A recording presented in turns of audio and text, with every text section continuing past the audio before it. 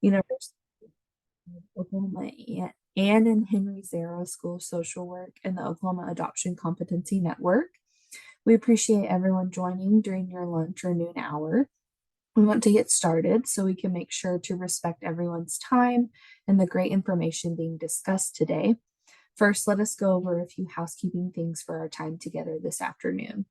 The first is that we are recording this meeting, and by participating, you are giving your consent to be recorded. The second is that we want you to help us reduce distractions so we can all focus and participate. We have muted everyone to make it possible for everyone to hear the speakers. We want you to express your thoughts and questions, so please utilize the chat for this purpose.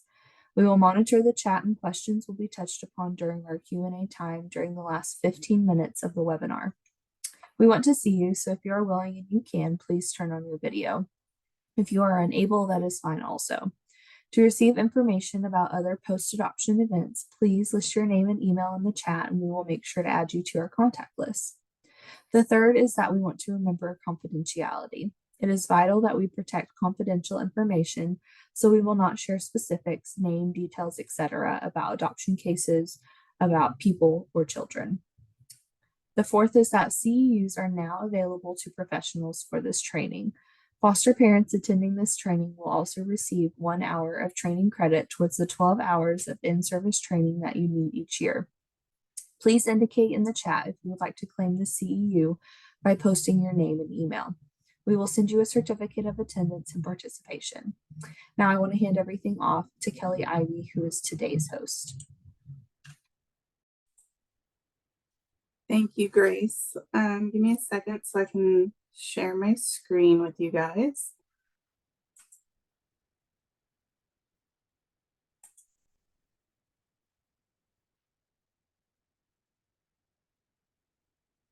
Okay, give me a thumbs up if you guys can see the screen that says Therapeutic Parenting. Awesome. So my name is Kelly Ivy. I'm currently an LSW admin, and I am one of the clinical social workers with post-adoptions at Oklahoma Department of Human Services. I'm currently under supervision for my LCSW, and we're going to be talking about therapeutic parenting. There's a lot of misconceptions about what therapeutic parenting is. So for today, we're going to go over, this is really just touching like superficial level of therapeutic parenting. If you want more research on it, there's tons of different resources online. We're going to kind of go over the bullet points of kind of the main principles and then ways that you can start using it in your parenting style with your children. So we're going to talk about what therapeutic parenting is. And then some of the key elements of therapeutic parenting are structure. We're then going to talk about nurture and emotional regulation, because you can't do the nurture and the structure if you yourself are not emotionally regulated. And we're also going to talk about co-regulating with your child, consequences versus punishment. And then I'm going to give you some kind of what it could look like using therapeutic parenting to control aggression and kind of manage aggression in your household if that's something that you experience. I personally have seen that a lot with the families that I work with, is their children present with aggressive behaviors. So we're going to talk about how that could be implemented in that scenario, and then doing relationship repair, which is also crucial to therapeutic parenting. Therapeutic parenting is hard. There's really no way to kind of sugarcoat that. It just is, and it is a lifestyle. We'll definitely talk about techniques that parents can use today that they can implement on an as-needed basis, kind of to address behaviors and things like that. But to really have the effect that therapeutic parenting is shooting for, this really has to become your 24/7 lived experience with how you parent your children, which means that it's going to be applicable to every child in your house. Not just necessarily your child that comes from, trauma, that's experienced adverse childhood events. It's going to become the new parenting style in the household if this is the strategy that you want to use with your children, or to teach your clients how to use with their children. Um, it's very, you have to plan out every part of this parenting strategy, and you have to come at parenting being prepared. I have heard it compared to leagues of playing a sport. So um, for a lot of us, we're just out here parenting, kind of just winging it. We're in the recreational baseball team that plays on Thursday nights or whatever, and we do pretty good. Sometimes we win, sometimes we lose, but we can have fun. We're just out there and we're hitting the ball and just flying by the seat of our pants. With therapeutic parenting, you are now in the big leagues. So you have a game book. You have rules that you yourself follow as a parent. You do not deviate from the plan. And you go in as this is like your Super Bowl every single day and have plans and know how you're going to respond when things arise in your day-to-day life. At the center of therapeutic parenting, especially therapeutic parenting for a child that's experienced trauma, we look at the attachment and attachment strategies. To build on that attachment, especially children that have, weak attachment style from the get-go, we are going to be incorporating structure and nurture. That is the key to all of it, is finding the balance. We're looking for high structure, and then pairing that with high nurture. So in my experience, a lot of parents are either really good at one, they're really good at having that structure, and they have their routine down, and the rules and kind of consequences if a rules are broken are pretty clearly laid out. They have that nailed down, but that doesn't leave a lot of room for the nurturing part of the relationship. Or the parent's really good at nurture. The child is comfortable talking about their feelings. The parents are comfortable coming back and apologizing if, they did a misstep in the relationship. There's a lot of focus on the connection, but then the parent spends a lot of time and energy focusing on that, and they kind of lose sight of maintaining the structure that really provides the scaffolding to build the nurturing relationship around. If we're able to do this right, and it is hard, and we will mess up. We're going to talk about some mess ups later on in this talk. But if we reach the goals of therapeutic parenting, it's not going to be permissive. It's not a passive type parenting approach. Kind of one of the misconceptions is that when you have a relationship that's high nurture, that the kid just rules the house. They rule the roost, and they get away with whatever, and you don't have rules and they don't have consequences. And that's not true of therapeutic parenting. It is focused on building resilience and providing a place for healing for your child through the way that you're parenting them.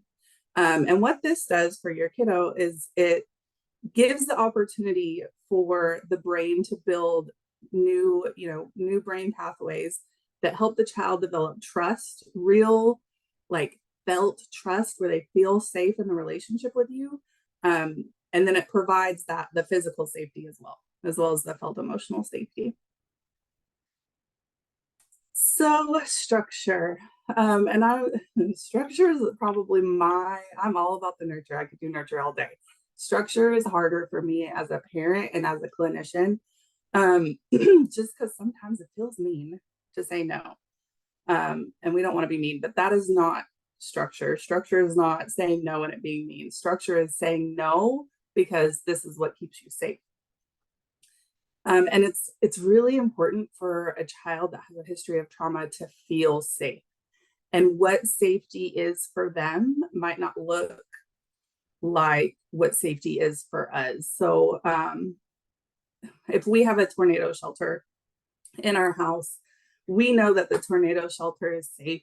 I mean, there might be a spider. There's probably a handful of spiders in mine, but we're going to go in the tornado shelter and we're going to clean it out, and we're going to get rid of the cobwebs and, get rid of the spiders and be the adult and pretend we're not scared when we go down there to check for the spiders. But we know it's safe. But for a child, just, that combined environment, if it's a little bit damp or musty in there, if it's dark in there, all of those things can make the tornado shelter feel extremely unsafe, and they might not be able to articulate why. And so in the therapeutic parenting model, we're not going to say, we know it's safe, so, march on down to the tornado shelter. We're going to work through that preemptively. We're going to provide, we're going to control the environment to where we help them see the safety that is, that we know is there in the tornado shelter. So in this analogy, just day-to-day life is our tornado shelter. And we all feel safe knowing where the boundaries are. We know that this is our safe place.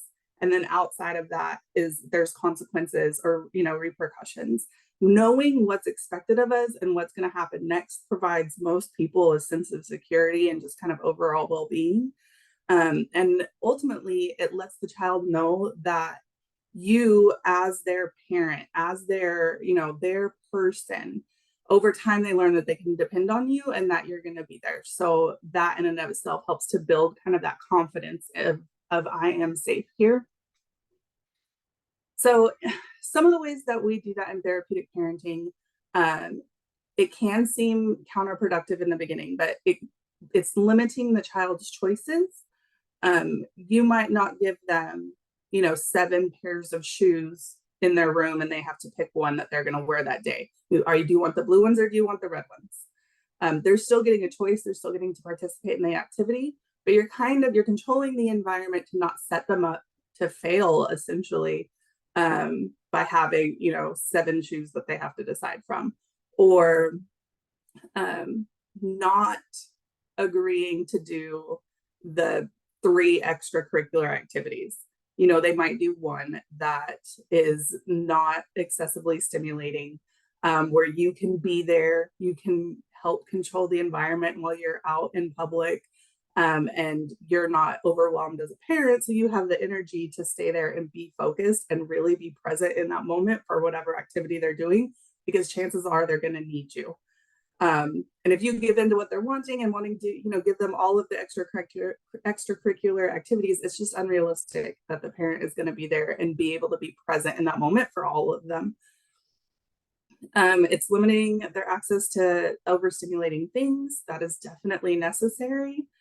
Kind of with the example before, an overstimulated child is, the next step is a meltdown. And we're going to talk about managing that a little bit later too. Establishing boundaries and the routine. Routine is a must. Like there's not a way around that. The child knowing what the next steps are going to be in their day builds that predictability. They know what you're going to do and they know that they're going to be safe doing it because they have now done this 25 million times. And as a parent, it can become exhausting. That you have, eaten dinner, brushed your teeth, read a book, went to bed. You've done that a million times. You know that that's what's going to happen. But for the child, even though they may have done it a million times, you're still going to have to remind them, we're eating dinner right now. And then after this, we're going to go and brush our teeth. And then we're going to put on our pajamas. And then we're going to lay in bed and we're going to read a book. Reminding them and just making that part of the conversation. And, at some point, especially with older kids, they're going to be like, I know what I'm supposed to do, but just calmly and, I can't think of the word. I wanted to say authoritative, but that's not the word. Like just being the adult in the situation, just calm and firm, just kind of restate, well, after dinner, you're going to have some screen time or whatever it is, but it's going to be the same every single night so that they know what they can depend on and they know it's going to be there 100%. When I hit my light switch, I know the light's going to be on. That's what this level of routine has to be like for our kids that have experienced trauma. When you finish dinner, they have to know what's happening, just like you can know the light's going to turn on. This level of such high structure can definitely feel controlling, and at times it can feel punitive if it is not then paired with a matching level of nurture. And a lot of kids can find this level of control very uncomfortable.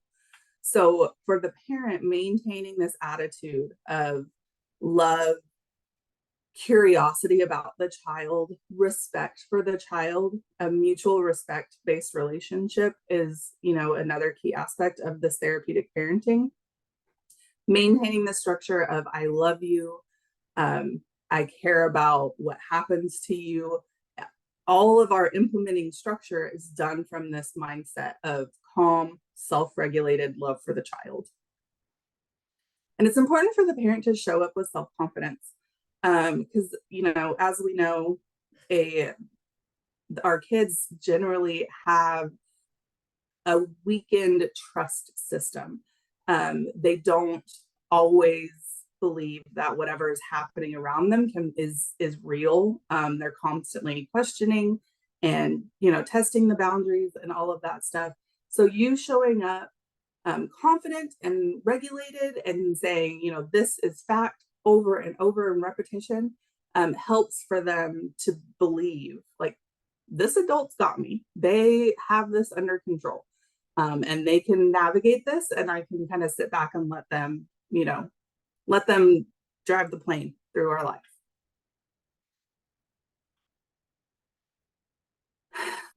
Through that, word choice is also, when I said that you have to be thinking about what you're doing in therapeutic parenting, word choice is big. I'm gonna get you some examples of word choice here in a little bit, but we definitely want to steer away from things that even unintentionally are blaming the child for their behavior, or anything that's going to cast shame, or anything that's going to make them feel like their behavior is anything other than just a response to what's happening inside of their body.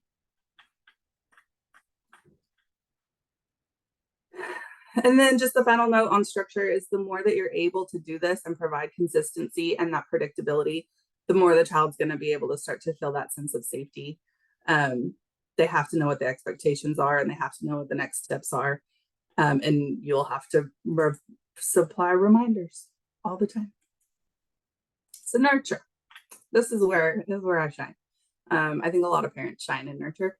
But we can spend so much energy on the structure that we almost forget about the nurture. So it really is finding that balance. Children that have a history of trauma don't always feel safe in that nurturing environment. And it can be very hard for the parent when we are providing this nurture for the child to not have it reciprocated. That could be a very sad feeling for the parent, to feel like if our expectation is, we ask for a hug or some sort of affection and the child says no, and we're like, man, I've been trying to love on this kid and they just keep like pushing away from me and pushing away from me. It's easy to say, I don't want to feel that rejection from them anymore, so I'm gonna not provide this loving nurture aspect of our relationship. Obviously, we're not probably thinking that active, but it's just kind of like human behavior. It's just what makes sense to do. But that is the opposite of what we need to do. And you can expect for them to reject your nurture, and you have to just keep offering it. One of the concepts that is talked about in a lot of therapeutic trainings is the serve and return. So parent and child both serve and return to each other. But so in the nurturing environment, you're going to serve a nurture activity and acknowledge and be kind of mentally, emotionally prepared within yourself to not get the return. It is definitely about kind of putting your own wants and desires on the back burner throughout these interactions with the child, and really focusing on, is your job as the parent and as the adult to focus on the connection and not the behavior that you're seeing. And sometimes when a parent is showing kind of these nurturing behaviors, a kid can think that that means that the parent is maybe soft, they're permissive. This child can, they know that they could push you and that you're going to bend and they're going to get what they want. Which is why having this high level of nurture has to be paired with a high level of structure. They literally, structure is the framework and then nurture builds the building around it. In therapeutic parenting, you cannot have one without the other. And sometimes the child can push back from nurture just because of their own, a negative self-image. They might feel like they're not good enough to deserve this love and this warmth and this unconditional acceptance. They might want to show you that they don't deserve the love and nurture that you're trying to provide them. And one of the hardest part of therapeutic parenting is not taking that personal and just keeping in your brain that this isn't about me. This is about the experiences they have had, prior to me. And I'm just going to keep serving it to them.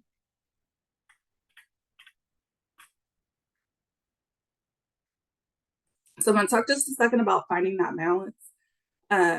We're going to have days that it's not balanced, right? We're going to have days that it's just harder behaviors. There's a lot to get done or whatever your day consists of where you're going to have high structure. And then there's going to be other days where maybe you don't have a lot going on, or the day before was a really hard, heavy emotion day. So today you're really going to focus on kind of nurture and the relationship repair. It's not going to be a 50-50 day to day. The goal is just to keep in mind that you're reaching for both. So if you recognize, lately I've been really high structure. I've had to kind of keep a really tight ship around here.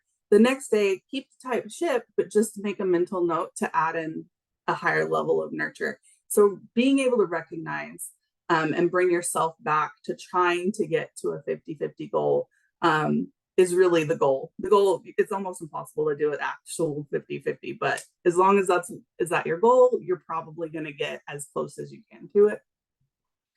And overall, like a good way that I keep it in mind is you want balance.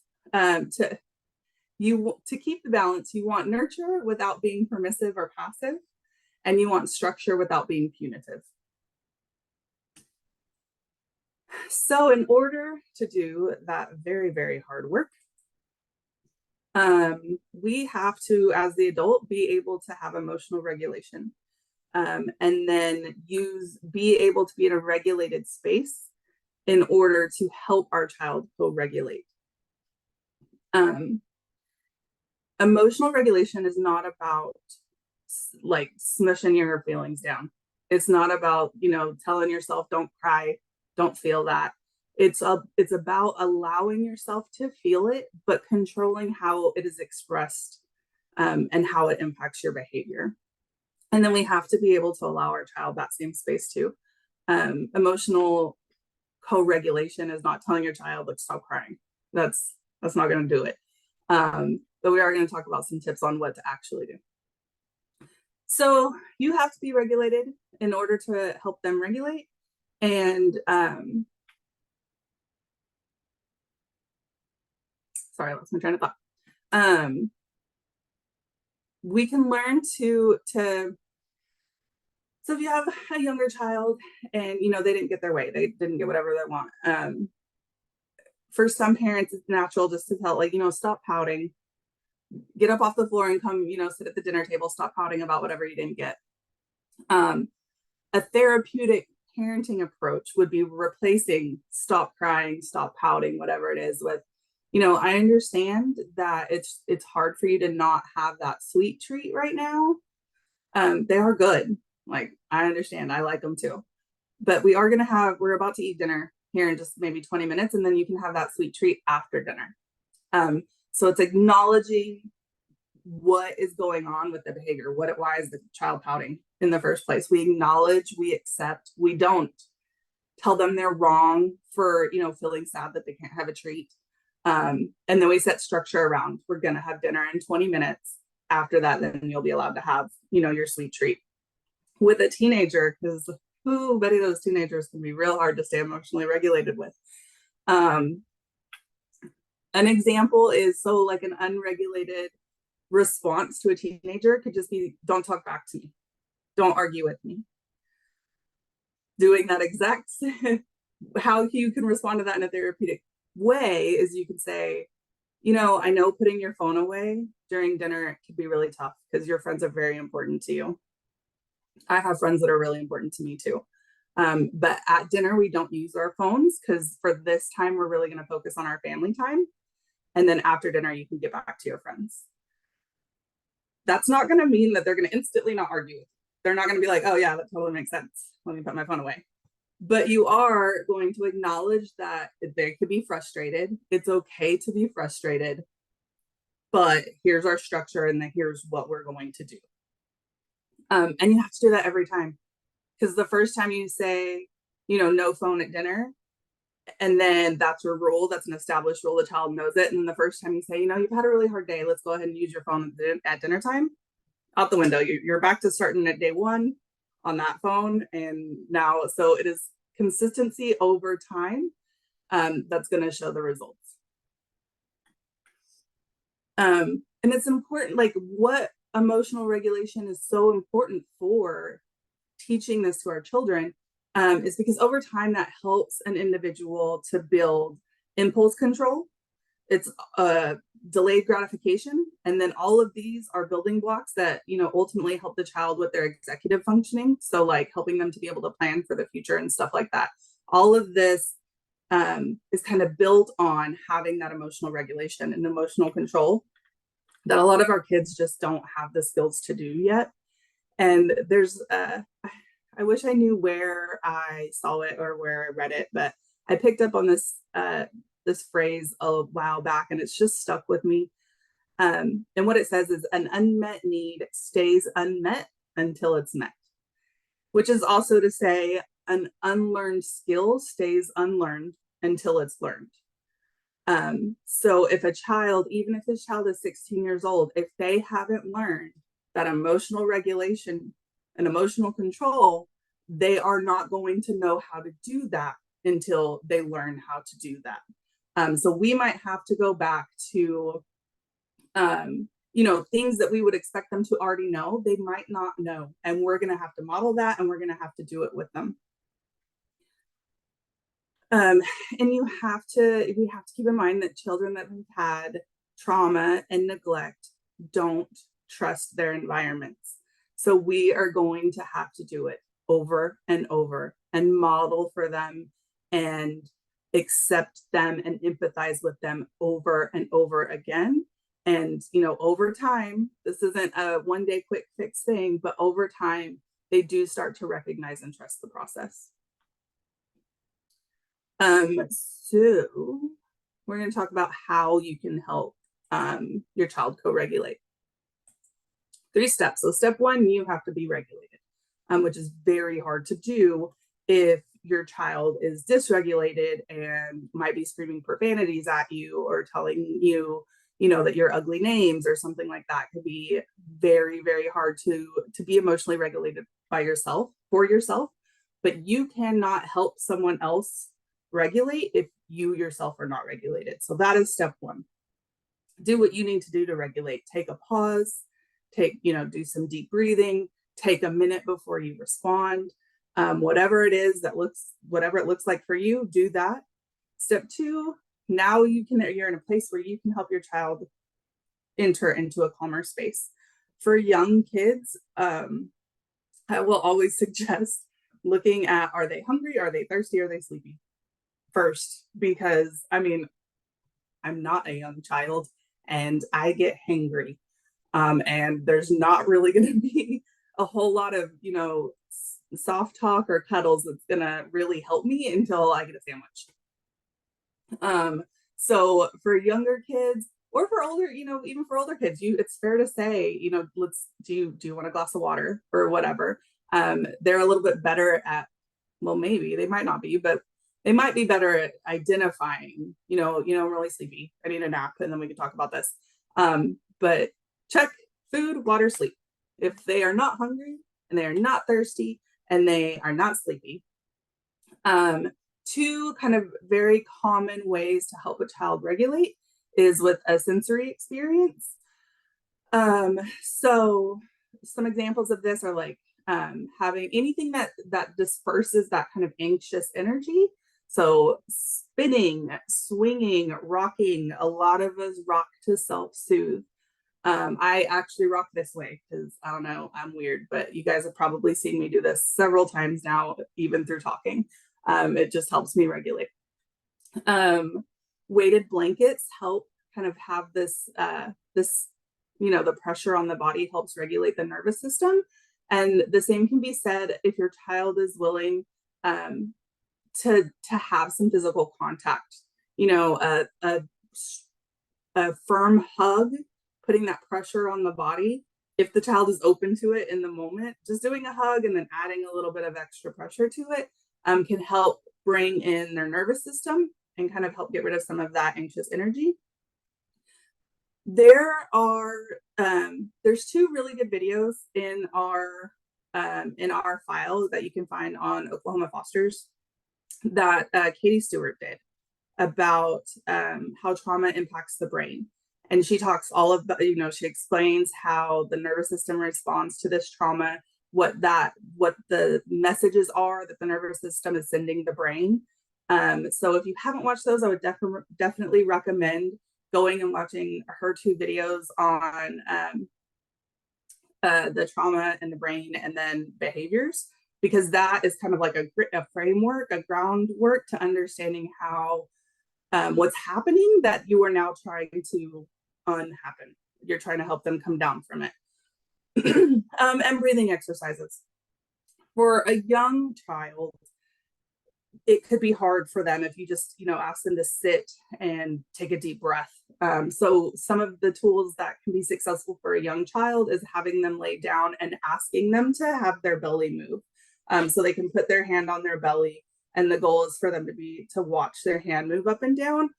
And it kind of just makes it feel not so scary for a little kid to have to, to take these big breaths. For an older child, a lot of the times you can just do the breathing with them. And after you've done this many, many times, they will start to be able to recognize, I need to take a breath. I need to, do this moment. Or, a key part of this is that not everything works for everybody. You really have to find whatever the thing is that works for your child, which might be different than the thing that works for you. But helping them in the beginning, demonstrating it for them with the expectation that over time, months, sometimes years, the child will then be able to recognize when they're needing to do those behaviors, whatever it is that helps them become regulated. And your job through all of this is to maintain the connection, modeling the appropriate behaviors, and then walking alongside of them during the process. It is not about the behavior. That could become a mantra in therapeutic parenting. Your interaction with your child is not about the behavior that they are displaying. It is about the relationship and the connection that you have. And that is the supreme important thing, is the connection and the relationship. The behavior is just a response to what is happening inside their body and a response to what has happened to them in the past.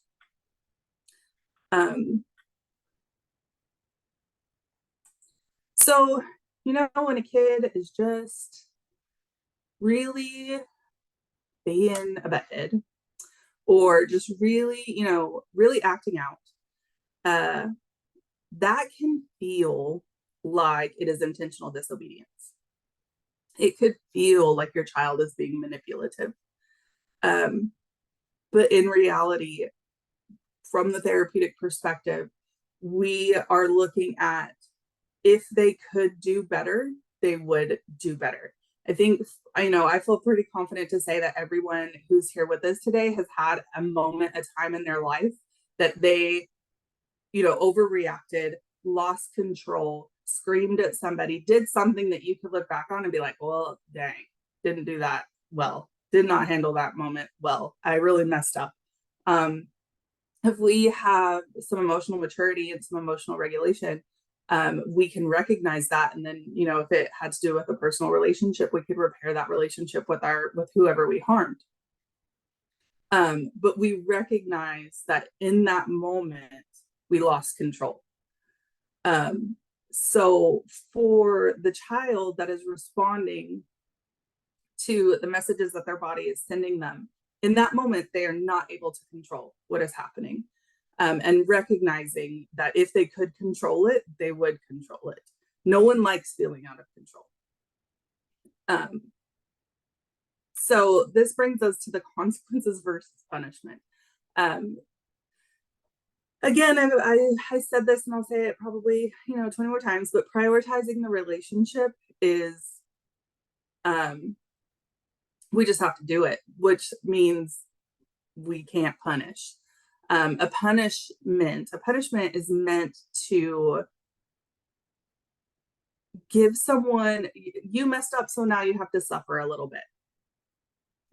Which that is not conducive to having this trusting relationship. We don't want our children to suffer. They've probably suffered enough through a lot of other stuff that has happened to them before we came into their lives. And suffering does not create trust and that felt safety. But that's not to say that these kids get to just, run around and do whatever they want to do with no consequences. So for therapeutic parenting, we focus on the consequences for the behavior. And there's two different types of consequences. There's natural consequences that happen as a direct result from what the child did. So if they were throwing a fit and thrashing around and they broke their electronic device that they had, they no longer have that electronic device. That is the consequence of breaking the device. A logical consequence is when the natural consequence isn't going to function. Maybe there isn't an immediate natural consequence, so the parent implements a logical consequence. So an example for this is you have established with your child that they are allowed to ride their bike on the sidewalk and they have to stay on your block where you can immediately see them.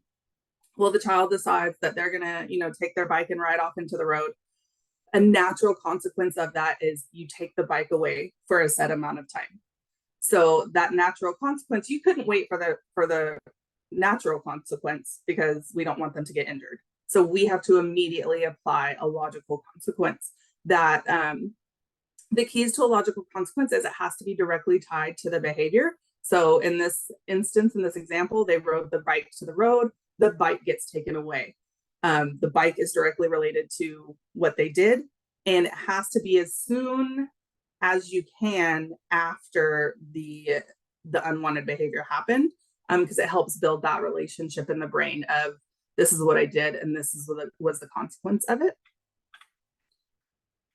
So we're going to quickly talk on how to use therapeutic parenting with aggression with children that appear in an aggressive fashion, whether that is, through their language, through their body posture, or even through, breaking things or items or wanting to become physically aggressive with you. It's important to understand, and this again, we have to go back to our own emotional regulation.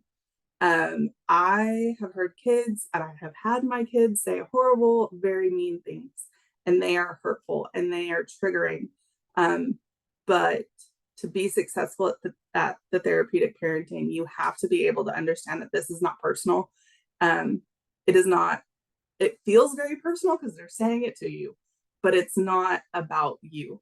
And you have to maintain being that firm but loving, emotionally regulated adult in that moment with them. So the first step in your home to implement is you can control the environment and try to prevent the conflict from happening. If you know you have a child that escalates quickly, that moves into aggressive behaviors or aggressive language, first line of defense is to prevent the escalation. So for example, when it comes to controlling the environment, if you've regularly had an argument with your child because they keep going into their siblings' room and taking things that don't belong to them, the first thing you might try is putting a visual sign on the door that says, please knock or knock before entering. So, when the child walks up to the door, they get a moment, they get a visual reminder that, I need permission to enter into this room. For some kids, that might be enough. If it isn't, then you might consider putting a lock on the sibling's door that the sibling can lock when they're not in the room. Because we're going to control the environment to prevent the child from going in the room and taking things that are not theirs. That will ultimately prevent that argument from happening in the first place. Then your second course of action is de-escalation. This often looks like stepping away from the conflict or stepping away from the argument. So a very common motivator for our children that are responding in an aggressive fashion or acting in an aggressive fashion towards us is their own need for control. And in that moment, they are, there's a lot of talk about, the brain, their lid flips, they're no longer in their thinking brain, they're in their survival brain, and they need to control, they have stress hormones going off in their body, and they are not in a place to be able to identify that this stress hormone is not, a life-threatening event, but their body is still feeling like this is a life-threatening event. So they have flipped, and they need to control the environment so that they can control whatever harm they perceive is going to happen. And in that moment is not the time to try to have a rational conversation with them about their behaviors. So it could very much look like stepping away from the moment. And as the parent, knowing that the child is coming at you in an aggressive fashion, walking away could feel like you're giving in to them, or like you're permitting that behavior. They screamed profanities at me and I'm not going to respond. I'm not going to correct this behavior. You are going to correct the behavior, just not in that moment when the child's already escalated and flipped into their survival brain. And that could look a lot of different ways for the parent. If that in that moment, it's going to be whatever the parent needs to do to regulate themselves and then step away. So if the situation's not an immediate safety threat, you could step away from it, and it's not going to look like blaming the child. You're not going to say, I can't handle you when you're like this, I'm going to my room. What it can look like is, I can tell that this issue is very important to you. Because it's very important to you, it's also very important to me. I really want to be able to talk about this, but right now I need a break so I can think about, what the next steps are going to be, or what the plan of action is going to be. You're acknowledging that they're having big emotions. You acknowledge that they are at a heightened state, but you don't engage in the argument, and you let them know that you will be coming back to this at a later time. And then, you have to kind of navigate the situation for however it presents, and that could look like anything. If the child is okay with that, then, they can go to their room or go to the living room or whatever, and then that's the end of the conflict. Then you can bring it back later to them and kind of identify what they were feeling in the moment. And I say that with some caveats because they might not know what they were feeling in the moment. If the child is walking away from you, this happens a lot. It's happened in my home. The child might be going upstairs or going to their bedroom, and they're like, I hate you and you're the worst parent ever and I don't want to be here, or whatever it is that they're saying. They're saying all these really hurtful things, but they're walking away.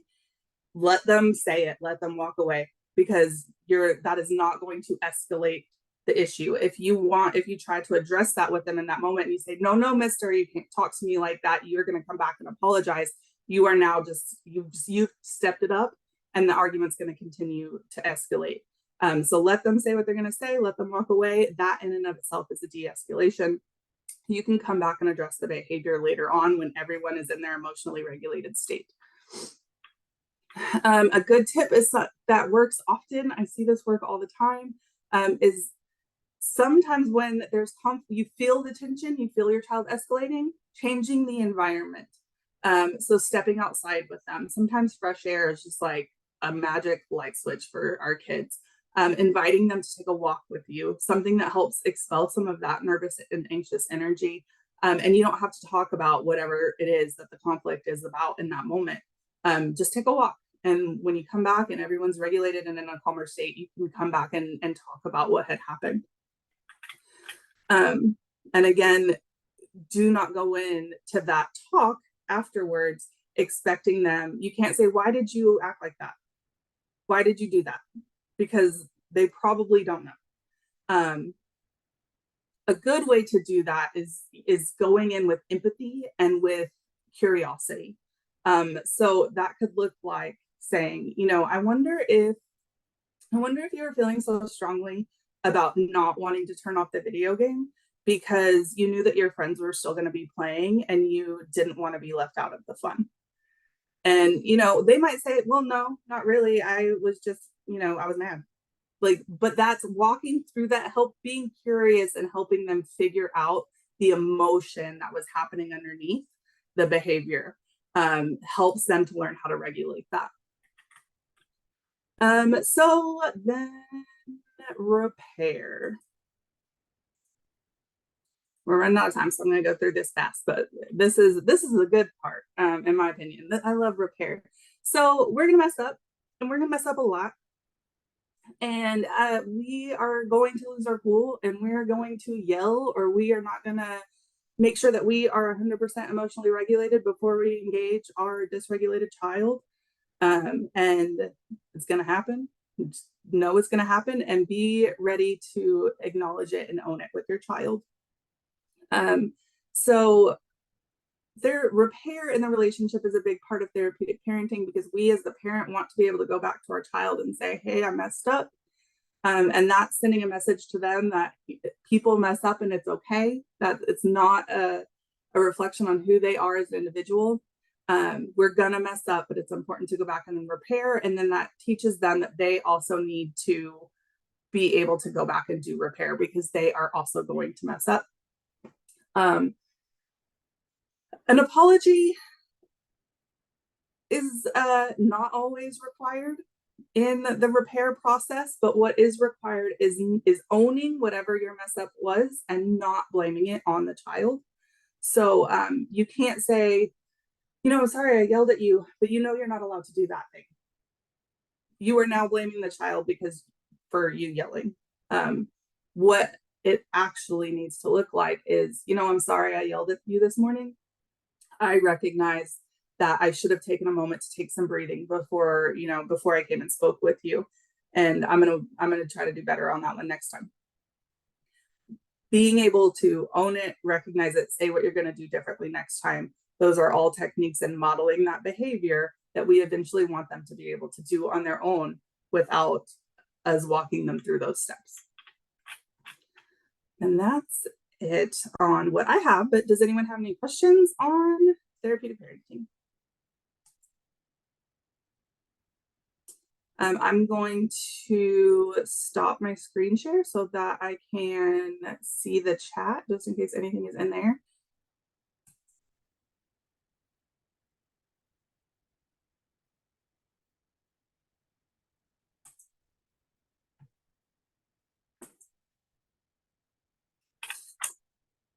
One second, I'm behind in the chat.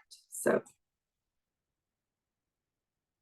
does anyone have, I don't see any questions, but if anyone doesn't have questions, does anyone have a suggestion or technique for therapeutic parenting that maybe they have used that they could share with the other attendees?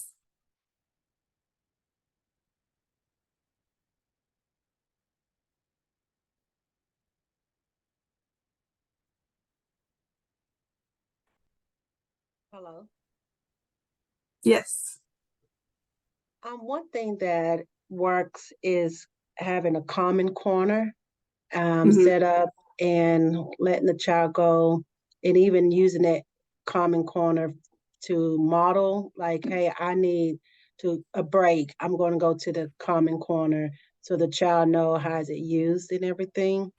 But it definitely gives them time to go and take a breather, like you said, and do something and then come back to address the issue at hand if Mhm. that's something they still want to do.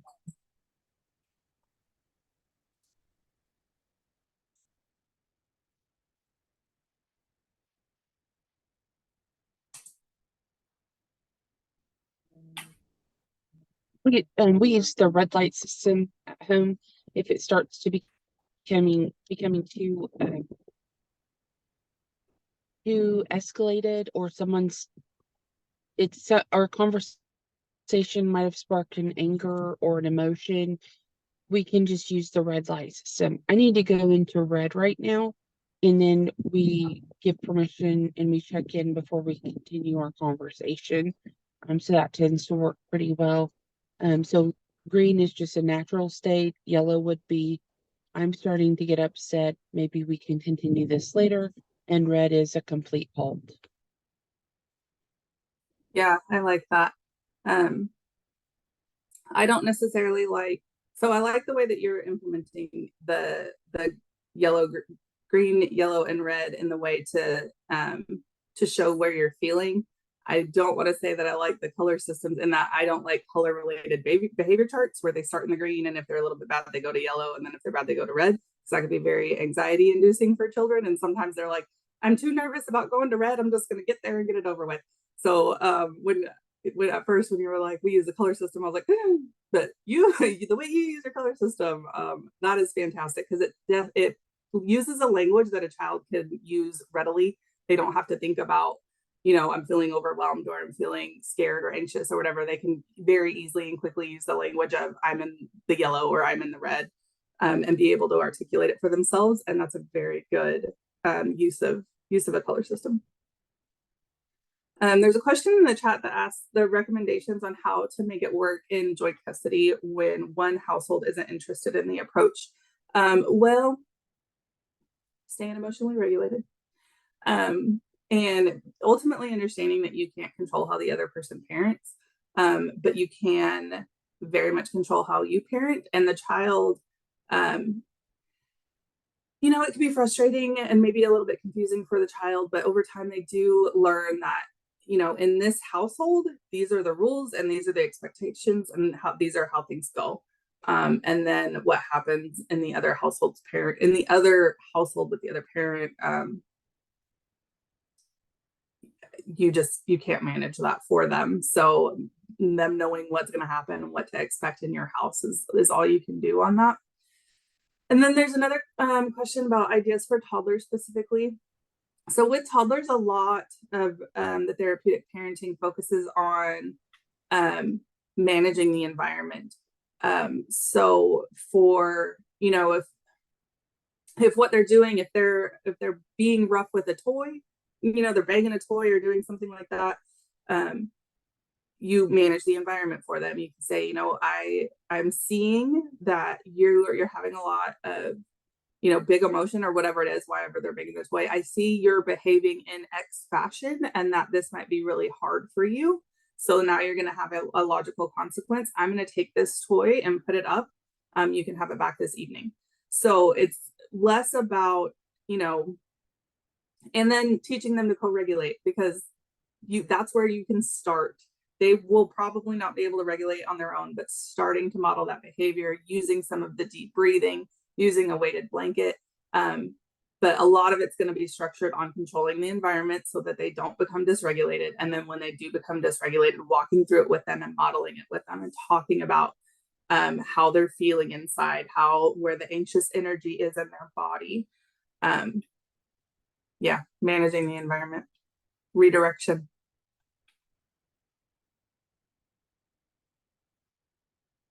In the chat, it says visual schedules where they can move a task from to do to completed are really helpful for toddlers for setting the structure. That is true. And they can look at it and see what is still left to be done. And slowly introducing more steps to the routine. That is a good thing.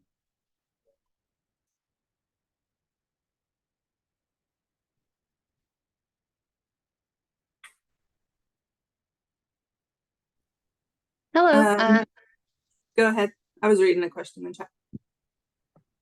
Something that I was going to share is we like doing check-ins 0 through 10. How are you feeling today? Sometimes Mhm. it's hard to pick feeling words. But then after we've identified, hey, I'm a 4, then what's the difference between a 4 and a 5? What's one thing that we can do together to get us up to a 5? Just kind of breaking it down easier. Works well for us with my littles and the olders.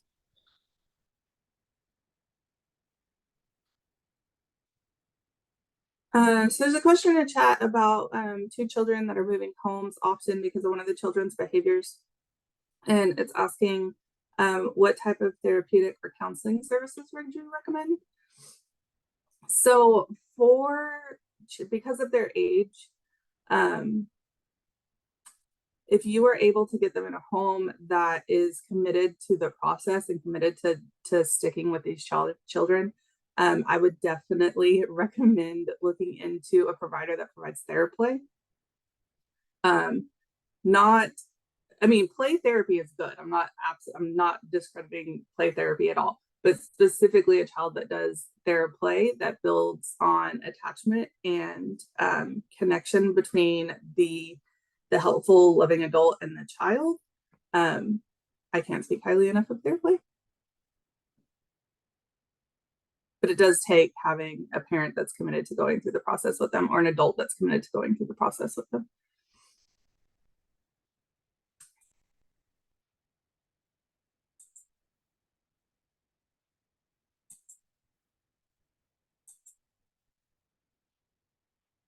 I'm looking to see if Dr. Goodwin is with us today. I don't think she is, but I think that she would have some really good answers on that, like what therapeutic interventions, but I would recommend Theraplay.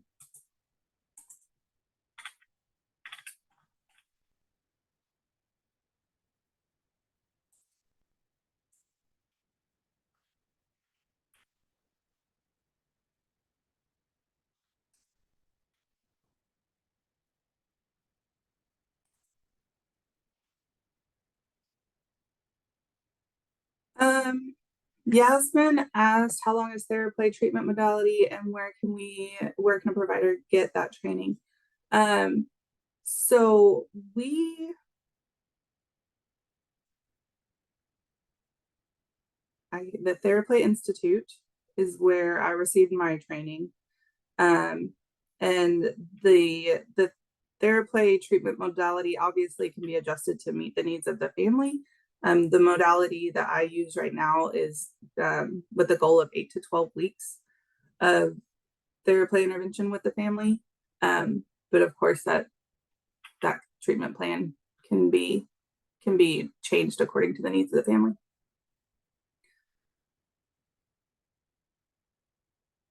The question was, are there any locations in Oklahoma City? Are there any locations for the counseling or for Theraplay training?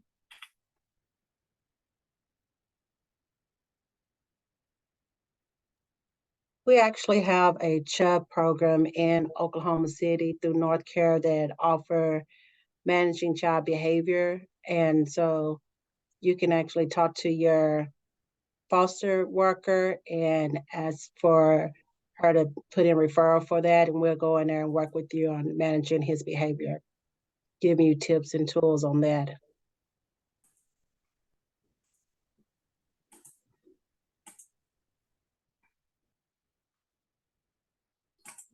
I lost the chat. So sorry, Melissa, the question. So for Theraplay services, to receive Theraplay services in Oklahoma City, is that the question?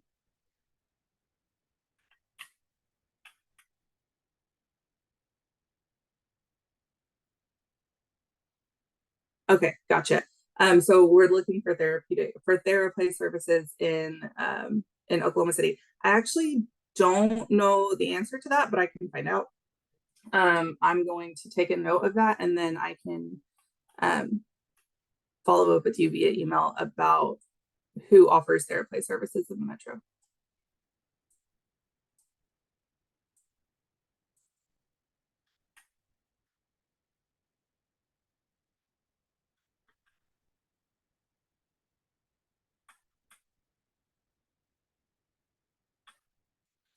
Okay, and I do want to respect everyone's time.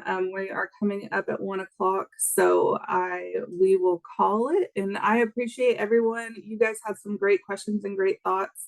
But I appreciate you guys so much, and you guys just really motivate me and feel inspired for what we're doing for these kids.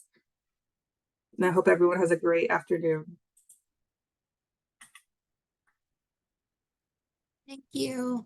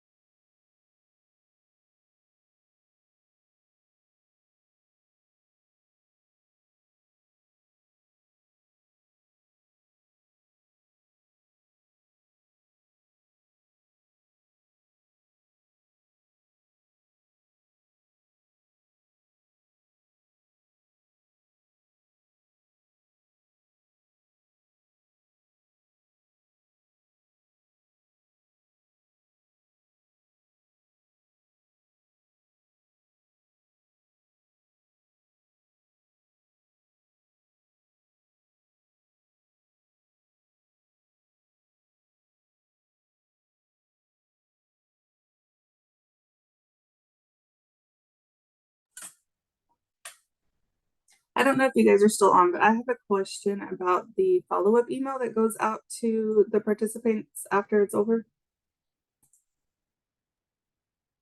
Hi, Kelly. This is Megan from the School of Social Work. I'm the one that sends that email out. It should have already gone out actually, but I can try and send another one if there's something that you would like included. Well, I was just reviewing some of the chats that happened during the presentation, and a couple people had asked about the links to Katie Stewart's the trauma behind the behavior videos that are up on the. They asked about where to find those. So is that information included in their follow-up email? So I've got 2 links to the foster care training website, and then I've got 2 YouTube video links. I saved those, and I'm putting them in a document that's going to go in the resource database along with the recording of this video, and that will be posted for them later today. Link to that resource database went out in the email that they received. Awesome. Okay. Thank you. Awesome. Thank you so much. And I always like to ask, is it okay if we put a copy of the presentation in that resource database?